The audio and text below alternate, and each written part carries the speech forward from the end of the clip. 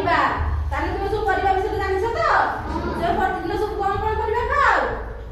ଫୁଲକୋବି, ଆଳୁ, ପିଆଜ ବି ଥିବ ଗୋଟେ ପରିବାର। ଆଉ ଭେଣ୍ଡି, ଛତୁ। ତାହେଲେ ସବୁ ପରିବା ଖାଅ ନା?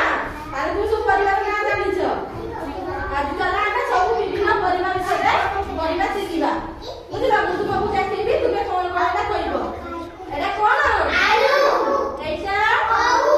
ଏଇଟା ଗାଜର। ଏଇଟା କଖାରୁ। ଏଇଟା ଟମାଟୋ। ଏଇଟା ମଟର। ଏଇଟା କାକୁଡି। ଏଇଟା ନାଉ। ଏଇଟା ଭେଣ୍ଡୁ। ପୋଟଳ ମଟର। ଏଇଟା ଏଇଟା ବାଇଗଣ। ଏଇଟା ଏଇଟା ଫୁଲକୋବି। ଏଇଟା ବନ୍ଧାକୋବି। ଏଇଟା ଗାଜର। ଏଇଟା ମୂଳା। ଏଇଟା ବିରି। ଏଇଟା ଛତୁ।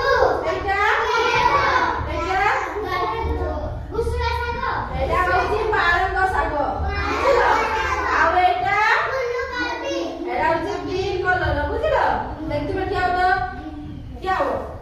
କହିଲେ ଏଇଟା କଣ? ଏଇଟା ଏଇଟା ବସ। ସୁନା ଚାଦର को ताली मारो। ଠିଆ ହୁଅ ତୁମେ ଠିଆ ହୁଅ। ଏଇଟା କଣ? ବନ୍ଧାକୋବି। ଏଇଟା ଶିମଲା ଲଙ୍କା।